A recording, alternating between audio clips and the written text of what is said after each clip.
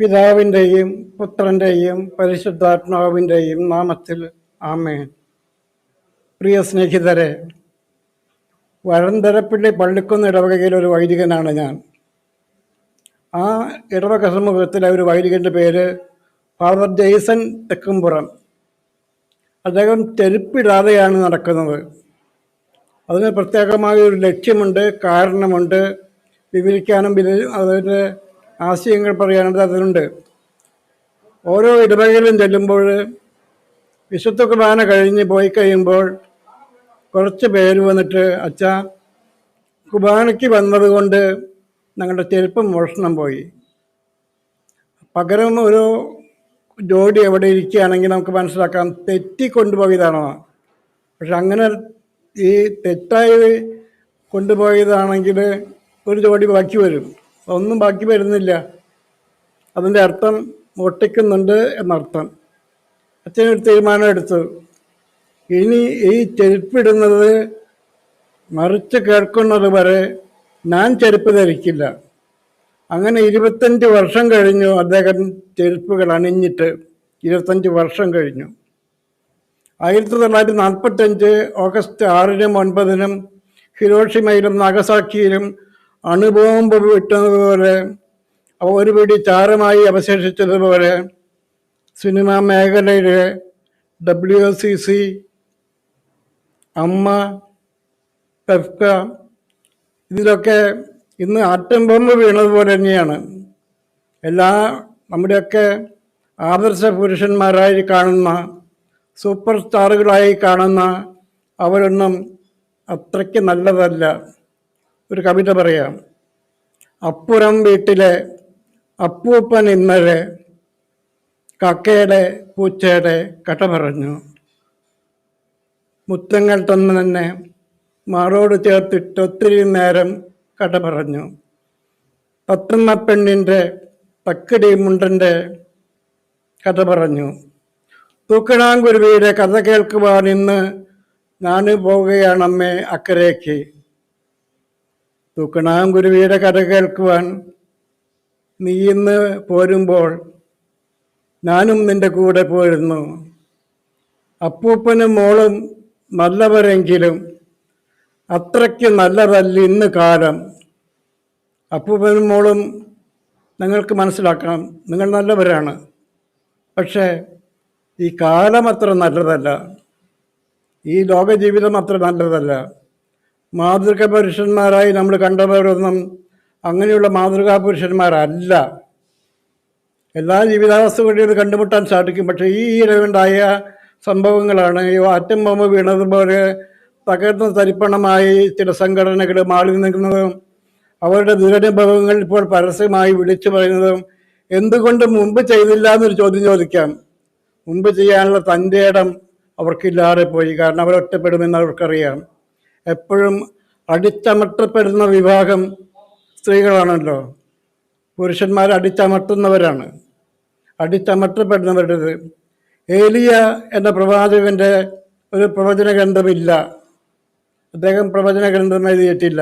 പക്ഷേ ഏറ്റവും അധികം പ്രാവശ്യം ഉദ്ധരിക്കപ്പെടുന്ന ഒരു പ്രവാചകനാണ് ഏലിയ. ഏലിയ വരണമെന്നും എല്ലാം പുതുക്കിപ്പണിയുമെന്നും വിശ്വസിച്ചിരുന്നു.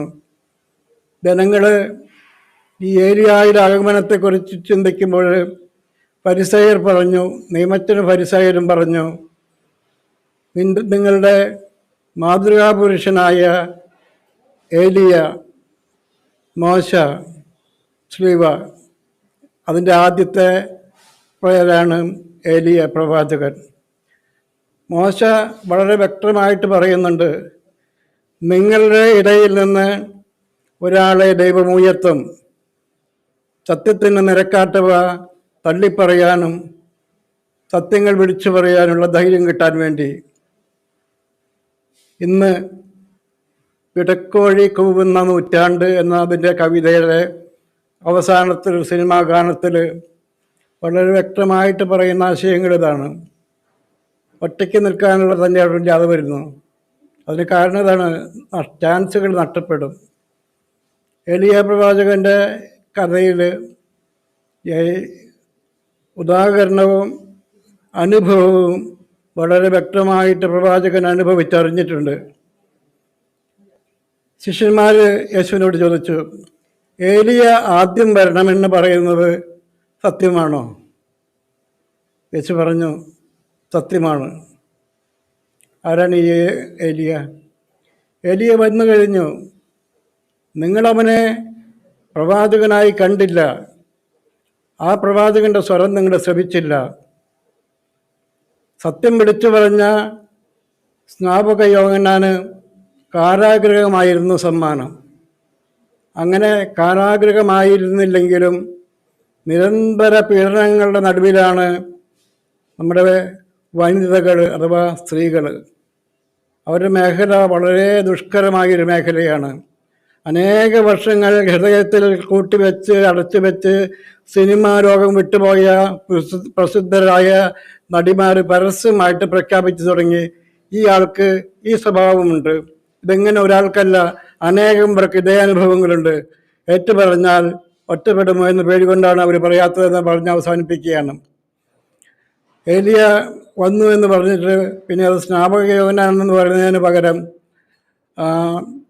യേശുവിന് സാക്ഷ്യം വഹിക്കാൻ വന്ന പ്രവാചകനായ യോഹന്നാൻ, സ്നാപക യോഹന്നാൻ. അപ്പോൾ മഹിലാർ രാമവർമ്മയുടെ ഈഴി, വരുന്നെന്ന് യോഹന്നാൻ പ്രവചിച്ച വിരുന്നുകാരൻ വന്നു, മനുഷ്യപുത്രൻ വന്നു. വരുന്നെന്ന് യോഹന്നാൻ പ്രവചിച്ച വിരുന്നുകാരൻ വന്നു, മനുഷ്യപുത്രൻ വന്നു.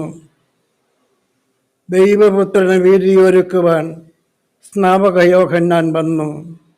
ആയിരം ജനങ്ങളുടെ ഹൃദയങ്ങളിൽ ആഡംബഹീനരെ അദ്ദേഹം മാമോദീസ ചെയ്യിച്ചു, സ്നാനം ചെയ്യിച്ചു. ജീവിതത്തിൽ ഈ ദൗത്യം നിറവേറ്റാനാണ് അദ്ദേഹം വന്നത്.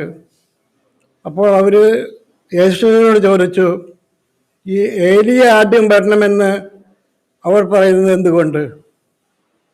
അവർ പറയുന്നത് കാരണം ഏലിയ വന്ന് എല്ലാം സജ്ജമാക്കി കഴിയുമ്പോൾ ആ വഴിയിലൂടെ നടന്നു വരുന്നവനാണ് രക്ഷകൻ. അങ്ങനെയുള്ള ഏലിയയാണ് സ്നാപക യോഹന്നാൻ. സ്നാപക യോഹന്നാൻ്റെ ഈ ജീവിതത്തെക്കുറിച്ച് ഒരു സിനിമാ ഗാനമായിട്ട് വരുന്നത്, ദൈവപുത്രന് വീതിയൊരുക്കുവാൻ സ്നാപക യോഹന്നാൻ വന്നു. ആ ഒരുക്കിയ വഴിയിലൂടെ വേണം നമുക്ക് നടന്നു നീങ്ങാൻ. ദൈവപുത്രൻ്റെ അനുഭവത്തിൽ തന്നെ ഹെരോദിയായുടെ ജീവിത രീതി കണ്ടിട്ട് ഹെരോദോസിനോട് അദ്ദേഹം പറഞ്ഞു, നിന്റെ സഹോദരനായ ഫിലിപ്പിൻ്റെ ഭാര്യയെ നീ സ്വന്തമാക്കുന്നത് തെറ്റാണ്. ആ തെറ്റാണെന്ന് പരസ്യമായി വിളിച്ചു പറഞ്ഞതിൻ്റെ പേരിൽ കാരാഗൃഹത്തിൽ അടയ്ക്കപ്പെട്ടു.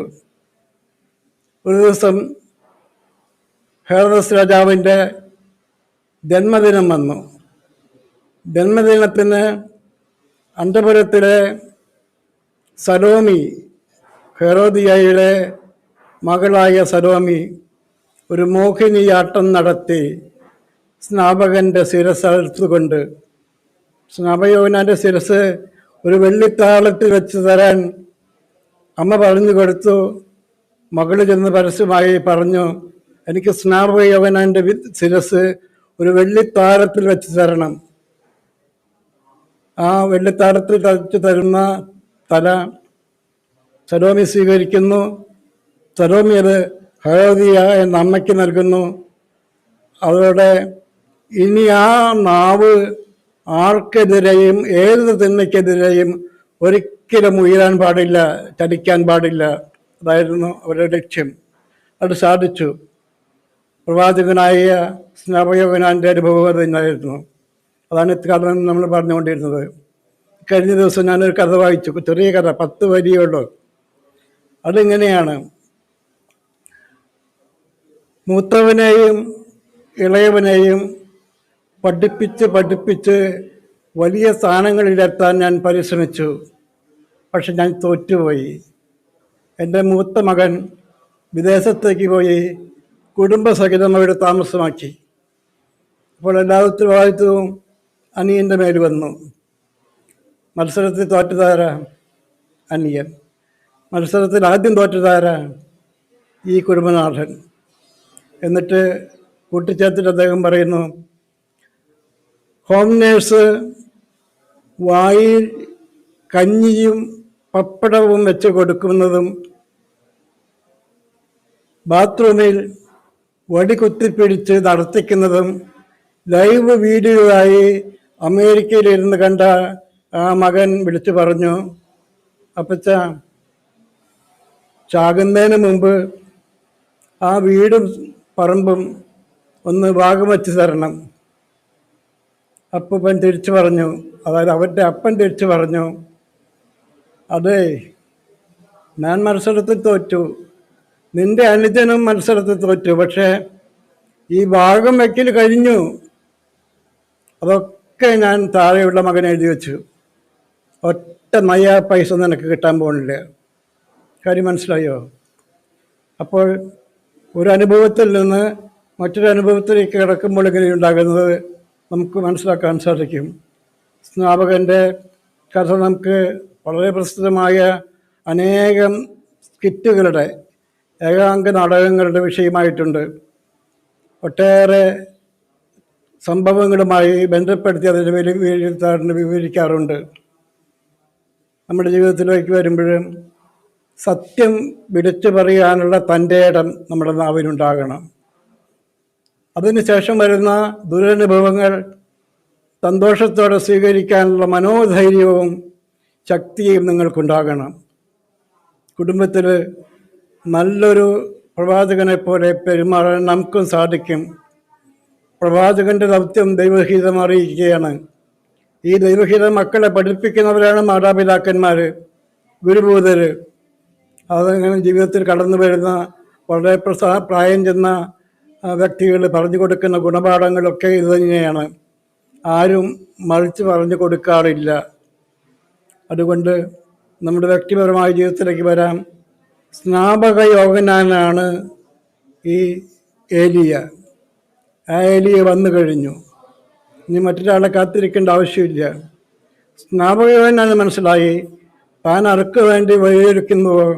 വയലാരാമവർമ്മയുടെ വരികളിൽ വരുന്നെന്ന് യോഹന്നാൻ പ്രവചിച്ച വിരുന്നുകാരൻ വന്നു, മനുഷ്യപുത്രൻ വന്നു. ആ മനുഷ്യപുത്രൻ ഈ മുന്നോടിയായി പോയ സ്നാപക യോഹന്നാനെ കുറിച്ചാണ് പറഞ്ഞു തരുന്നത്. ശിഷ്യന്മാരോട് യേശു വ്യക്തമായിട്ട് പറഞ്ഞു കൊടുത്തു. മറ്റുള്ളവർ മനസ്സിലാക്കിയോ ഇല്ലയോ, സ്വീകരിച്ചോ ഇല്ലയോ എന്നുള്ളത് ഒരു പ്രധാനപ്പെട്ട സംഭവമല്ല. അത് മനുഷ്യൻ്റെ ജീവിതാവസ്ഥയിൽ പെടുന്ന കാര്യങ്ങളാണ്. അതുകൊണ്ട് പ്രവർത്തന മേഖലകളെ വിശദീകരിക്കുക, തെറ്റിനെ തെറ്റെന്ന് തൻ്റെ ഇടത്തോടെ വിളിച്ചു പറയുക.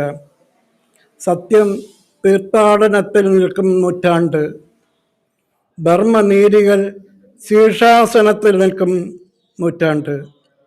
ഈ നൂറ്റാണ്ടിൽ യേശുവിനും അവിടുത്തെ പഠനങ്ങൾക്കും ദൈവപിതാവിനെക്കുറിച്ചുള്ള വെളിപാടുകൾക്കും നാം ഉത്തരം കൊടുക്കുകയാണെങ്കിൽ, ചെവി കൊടുക്കുകയാണെങ്കിൽ നമ്മുടെയൊക്കെ ജീവിതം ധന്യമായി തീരും. അങ്ങനെ ദൈവവചനം കേൾക്കാനും ഉൾക്കൊള്ളാനും ദൈവത്തിൻ്റെ ഹൃദയത്തിൽ സ്വീകരിക്കാനും നമ്മുടെ കുഞ്ഞുമക്കൾക്ക് സാധിക്കട്ടെ എന്ന പ്രാർത്ഥനയോടെ പിതാവിൻ്റെയും പുത്രൻ്റെയും പരിശുദ്ധാത്മാവിൻ്റെയും നാമത്തിൽ ആമേൻ.